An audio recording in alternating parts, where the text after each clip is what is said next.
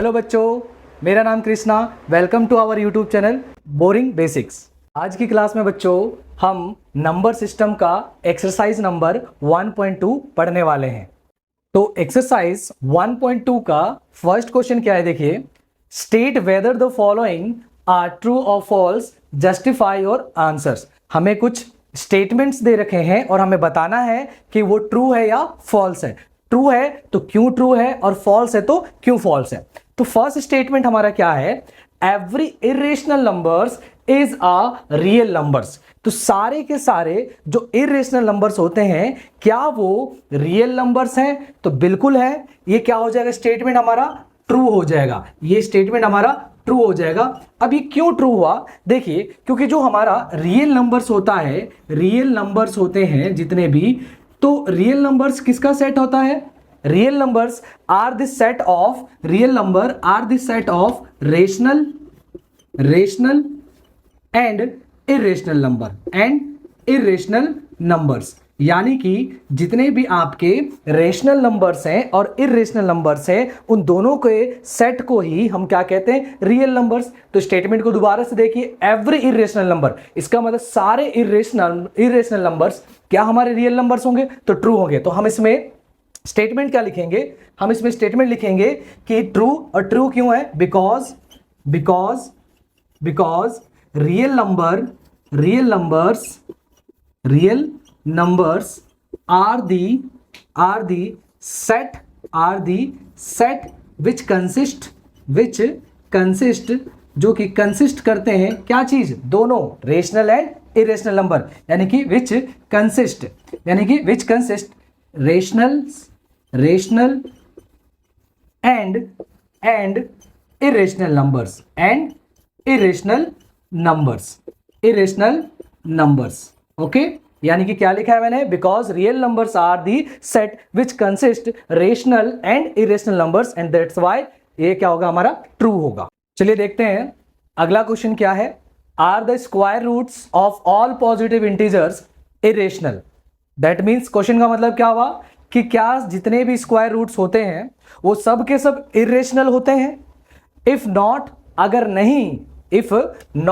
अगर नहीं, give an example of the square root of a number that is a rational number. सबसे पहले तो आपसे पूछ रहा है कि क्या सभी स्क्वायर रूट, यानी कि स्क्वायर रूट के कहने का मतलब क्या है, जैसे कि √4, √5। तो सवाल में आपसे बोला गया कि जितने भी स्क्वायर रूट वाले नंबर होते हैं क्या वो सबके सब इरेशनल होते हैं, और नहीं होते तो हमें एक रेशनल का एग्जांपल देना है। तो चलिए देखिए, सबसे पहले तो इसका आंसर क्या हो जाएगा, the square roots of all positive integers are not irrational. यानी कि जितने भी स्क्वायर रूट्स नंबर के होते हैं, स्क्वायर में जो भी नंबर्स होंगे, आपके स्क्वायर में जितने भी नंबर्स होंगे वो सबके सब इरेशनल नहीं होते हैं, कुछ रेशनल भी होते हैं। ठीक है, चलिए देखते हैं कैसे। जैसे एग्जांपल के तौर पे √3 मैंने लिखा, तो √3 को p/q के फॉर्म में तो लिख दिए, p/q के फॉर्म में तो √3 को लिख दिए, लेकिन देखिए p/q के फॉर्म में लिखने के साथ साथ रेशनल नंबर का डेफिनेशन क्या है कि p/q के फॉर्म में होना चाहिए, और दूसरा p और q इंटीजर होना चाहिए, और तीसरा q जो है नॉट इक्वल टू 0 होना चाहिए। तो देखिए कौन कौन सी कंडीशन फुलफिल किया इसने, p/q के फॉर्म में है, बिल्कुल ठीक है। q is not equal to 0, ये भी ठीक है, लेकिन देखिए p और q दोनों इंटीजर्स नहीं है। 1 तो इंटीजर्स है बट √3 हमारा इंटीजर्स नहीं है, इसीलिए ये क्या हो जाएगा, हमारा इरेशनल नंबर। तो इस टाइप के नंबर्स जिसमें p और q आपका इंटीजर नहीं आएगा वो आपका इरेशनल नंबर हो जाएगा, जैसे कि √3, √5, ठीक है, √7, √6, जिनका परफेक्ट स्क्वायर रूट नहीं होता है। लेकिन देखिए जैसे कि मैंने एक एग्जांपल और लिया है जो √4 है, तो √4 का बच्चों रूट कितना होता है, स्क्वायर रूट कितना हो जाएगा 4 का, 2 हो जाएगा एग्जैक्टली। तो √4 का मतलब होता है 2। तो देखो इसको हम कैसे लिख दिए, फिर p/q के फॉर्म में लिख दिए, where p and q are integers. p और q को देखिए इंटीजर्स भी हैं, p/q के फॉर्म में भी लिखा हुआ है, और q is not equal to 0 भी है, इसीलिए ये क्या हो जाएगा, रेशनल नंबर। तो हमसे यही पूछा था कि क्या सारे रूट वाले नंबर इरेशनल नंबर होते हैं? तो नहीं होते हैं, क्योंकि √4 क्या है, रेशनल नंबर। फिर से बता दूं √4 क्यों रेशनल नंबर है, क्योंकि √4 का आंसर कितना होता है, 2 को आप p/q के फॉर्म में भी लिख सकते हैं, p और q दोनों इंटीजर भी हैं, और q is not equal to 0 भी है। क्वेश्चन नंबर 3 की ओर बढ़ते हैं। Show how √5 can be represented on the number line, यानी कि आपने क्लास 8 तक रेशनल नंबर को तो नंबर लाइन पर रिप्रेजेंट करना सीख ही रखा है, लेकिन अब हमें क्लास 9th में इर्रेशनल नंबर, जैसे कि आप जानते हैं कि √5 एक क्या है, इर्रेशनल नंबर है, उसको हमें नंबर लाइन पे रिप्रेजेंट करना है। और आपको बता दूं कि एग्ज़ाम के पॉइंट ऑफ व्यू से ये बहुत इंपॉर्टेंट क्वेश्चन है, क्योंकि आपका जब भी एग्ज़ाम होगा तो आपको एक क्वेश्चन इससे ज़रूर मिलने वाला है कि √5, √11 या √10, √17 कुछ भी दे सकता है, √3, ऐसे नंबरों को नंबर लाइन पे रिप्रेजेंट करने के लिए ज़रूर आएगा। तो चलिए देखते हैं क्या करना है। तो on a number line let's take OA, ये मैंने स्टेप्स लिख रखा है कि on a number line let's take OA 2 units, यानी कि आपको एक नंबर लाइन ले लेना है 0, 1, 2, 3, 4। उस नंबर लाइन पे सबसे पहले आपको 2 यूनिट्स ड्रॉ करना है। देखिए अब हमें 2 यूनिट्स ही क्यों ड्रॉ किया, इसको समझते हैं। देखिए आप थोड़ा आइडिया लगाइए कि √5, देखिए √5 आना है, तो अगर हम स्क्वायर करें तो जैसे कि 1 का स्क्वायर और 2 का स्क्वायर करने पे कितना आ जाएगा, 2 का स्क्वायर हो जाएगा 4 और 1 का स्क्वायर कितना हो जाएगा 1, 2 का स्क्वायर हो जाएगा 4 और 1 का स्क्वायर हो जाएगा 1, यानी कि 4 + 1 कितना हो जाएगा 5 हो जाएगा, 4 + 1 कितना हो जाएगा 5 हो जाएगा। और इस प्रकार से हमारा √5 आ सकता है। तो इसी को एक आइडिया लेना पड़ेगा आपको, क्योंकि ज़रूरी नहीं कि √5 ही आए, वो कुछ भी पूछ सकता है। तो √5 के लिए कैसे सोचा मैंने, 2 का स्क्वायर 4 और 1 का स्क्वायर 1, एंड 4 + 1 कितना हो जाएगा 5। तो देखिए तो OA कितना ले लेना है 2 यूनिट्स, और एट ए पे क्या करना है, देखिए ए आपको पॉइंट दिख रहा होगा यहाँ पे है, तो at A draw the perpendicular, यानी कि एक परपेंडिकुलर लाइन बनानी है आपको, ठीक है, मार्क B, और उसको कितना मार्क कर लेना है B, such that AB = 1 unit. देखिए हमें क्या चाहिए, हमें पाइथागोरस लगाना है, इसीलिए हमने क्या करा, एक जगह 2 यूनिट लिया और एक जगह 1 यूनिट लगाया, क्योंकि हमें पाइथागोरस लगाना है विद O। अब देखिए अब हम देखते हैं कि यहाँ पे हमने क्या करा, फिर से रिपीट कर देता हूँ, O से A तक 2 यूनिट ड्रॉ किया है और A से B तक 1 यूनिट ड्रॉ किया। अब सपोज अगर हम इसको OB को ज्वाइंट कर दें तो ये एक राइट एंगल ट्राइंगल बन गया। OB को जैसे ही जोड़ दिया तो ये एक राइट एंगल ट्राइंगल बन गया। अब अगर आप इसमें पाइथागोरस लगाओगे यूजिंग पाइथागोरस इन ट्राइंगल, देखिए आप ये स्टेप्स तो लिखना ही है, लेकिन उन सबसे ज़रूरी ये है कि आप पाइथागोरस जरूर आप करके दिखाइएगा।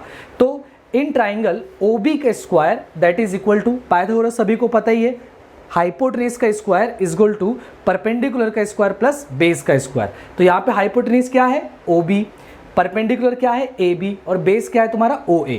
तो यहाँ पे OB का स्क्वायर इक्वल टू AB का स्क्वायर प्लस OA का स्क्वायर, कुछ नहीं करना है, पाइथागोरस लगा दीजिए। OB स्क्वायर हमें नहीं पता, लेकिन AB आपको पता है। AB कितना ड्रॉ करने के लिए हमने बोला था 1 यूनिट, तो AB का स्क्वायर हो जाएगा 1 का स्क्वायर एंड OA का स्क्वायर कितना हो जाएगा 2 का स्क्वायर। देखिए इसीलिए हमने क्या करा था, क्योंकि हमें इसमें पाइथागोरस लगा के √5 लाना था, इसीलिए हमने OA को 2 यूनिट्स ड्रॉ किया था और AB को 1 यूनिट्स ड्रॉ किया था। सॉल्व करेंगे, 1 का स्क्वायर हो जाएगा 1, 2 का स्क्वायर हो जाएगा 4, then 1 + 4 that is 5, OB square कितना आ गया 5। तो OB स्क्वायर अगर 5 आया है तो OB की वैल्यू कितनी आ जाएगी √5, यानी कि ये जो OB है इसकी वैल्यू ही कितनी आ गई √5। पर दिक्कत क्या है कि हमें इसी √5 को नंबर लाइन पर रिप्रेजेंट करना है, बट ये तो हवे में जा रहा है, तो इसको नंबर लाइन पे कैसे लाएंगे। देखिए नंबर लाइन पे लाने के लिए आपको कंपास और पेंसिल की जरूरत पड़ेगी। कंपास को क्या करिएगा, with O as a centre, इतना करने के बाद O एज अ सेंटर, यानी कि कंपास को आपको इस तरीके से यहाँ पे रखना है और पेंसिल की जो नोक होनी चाहिए वो आपका B पॉइंट पे होनी चाहिए। रिपीट, कंपास का जो आपका सेंटर है वो कहाँ पे होगा O पे, कंपास का जो सेंटर होता है वो कहाँ पे होगा O पे होगा, और आर्क कितना लेना है AB तक। आर्क का मतलब जो कंपास को जितना ओपन करते हैं उसको आर्क कहते हैं, यानी कि O से लेके B तक आर्क लेना है और फिर इस तरीके से O से लेके B तक आर्क लेके आपको इस तरीके से कट कर देना है। तो ये जहाँ पे भी नंबर लाइन पे ये आ गया, यानी कि इस पॉइंट का नाम रख देते हैं C, तो ये C ही आपका क्या है √5 है। ये C पॉइंट जो आ गया वो क्या रिप्रेजेंट कर रहा है √5, यानी कि यही वाला जो पॉइंट है आपका कितना है √5। क्यों, देखो यहाँ से यहाँ तक अगर √5 है तो अगर आपने सेम आर्क ही तो लिया है, यहाँ से लेके यहाँ तक आर्क लिया सेम, तो इसका मतलब यहाँ से लेके यहाँ तक आर्क लिया तो यहाँ से लेके यहाँ तक, यहाँ से लेके यहाँ तक भी कितना हो जाएगा √5। ओके, आपके एग्जाम में ये जरूरी नहीं है कि सिर्फ √5 की वैल्यू को ही रिप्रेजेंट करने के लिए आए, आ सकता है √10, √7, √17, √3 कुछ भी आ सकता है। तो उस केस में आपको बस इतना ध्यान रखना है कि ट्राइंगल में हम बेस और परपेंडिकुलर क्या लें जिससे कि पाइथागोरस लगाने के बाद हमारा √10 आ जाए। इतना सा बस आपको सोचना है। जैसे कि सपोज √10 हमें लेना है। √10 के लिए मैंने क्या करा है कि बेस पे यानी कि नंबर लाइन पे 3 यूनिट ड्रॉ किया है और ओ जो ए से लेके बी तक है वहां पे कितना यूनिट ड्रॉ किया है, 1 यूनिट ड्रॉ किया है। ओ से लेके ए तक 3 यूनिट ड्रॉ किया है और ए से लेके बी तक 1 यूनिट ड्रॉ किया है। अब इसमें देखिए अगर हम इसमें पाइथागोरस लगा दें तो OB का स्क्वायर इक्वल टू AB का स्क्वायर प्लस OA का स्क्वायर हो जाएगा, इक्वल टू OB का स्क्वायर AB का स्क्वायर कितना आ जाएगा 1, OA का स्क्वायर कितना आ जाएगा 3, ठीक है। OA का स्क्वायर कितना हो जाएगा 3, तो 1 का स्क्वायर हो जाएगा 1, 3 का स्क्वायर हो जाएगा 9, तो OB स्क्वायर इक्वल टू कितना आ जाएगा 10।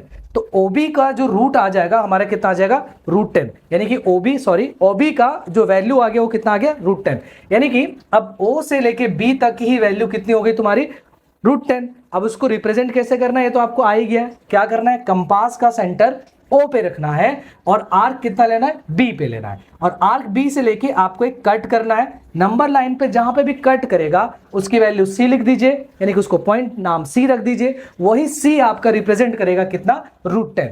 सिमिलरली अगर हम √17 के लिए देखें तो फिर से आपको सोचना पड़ेगा कि पाइथागोरस अगर हमें लगाना है तो राइट एंगल ट्राइंगल में ऐसा क्या लें जिससे कि हमारा पाइथागोरस लगाने पर वैल्यू कितनी आ जाए, हाइपोटेन्यूज की वैल्यू कितनी आ जाए √17। तो मैंने क्या करा, अगर √17 को करना है तो आइडिया लगाया कि 4 का स्क्वायर होता है 16 एंड 1 का स्क्वायर 1, तो 16 + 1 17 आ जाएगा। तो फिर से देखिए जहां पे मैंने इस क्वेश्चन के लिए OA 3 यूनिट ले रखा है उसी प्रकार से √17 के लिए OA हमें कितना लेना पड़ेगा 4 यूनिट। OA कितना लेना पड़ेगा 4 यूनिट और AB जो इस परपेंडिकुलर लाइन है 1 यूनिट है और यहां पे भी कितना लेना पड़ेगा 1 यूनिट। देन सेम काम पाइथागोरस लगा दो, पाइथागोरस OB का स्क्वायर इक्वल टू AB का स्क्वायर प्लस OA का स्क्वायर।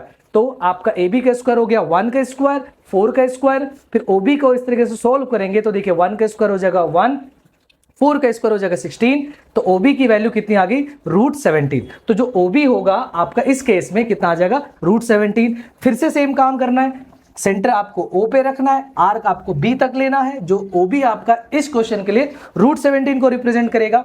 आर्क को कट करना है कहां तक, नंबर लाइन तक। नंबर लाइन पे जहां पे वो कट करेगा उस पॉइंट का नाम रख देना है C या कुछ और भी आप नाम रख सकते हैं, वही आपका क्या हो जाएगा √17। तो आई होप कि आपको ये रूट्स के नंबर को रिप्रेजेंट करना किसमें, नंबर लाइन पे आपको आ गया होगा। For watching our channel. तो जैसे कि हमने एक्सरसाइज 1.2 को कंप्लीट कर लिया है, अब हम अगली वीडियो में आपके लिए 1.3 को करेंगे, ठीक है।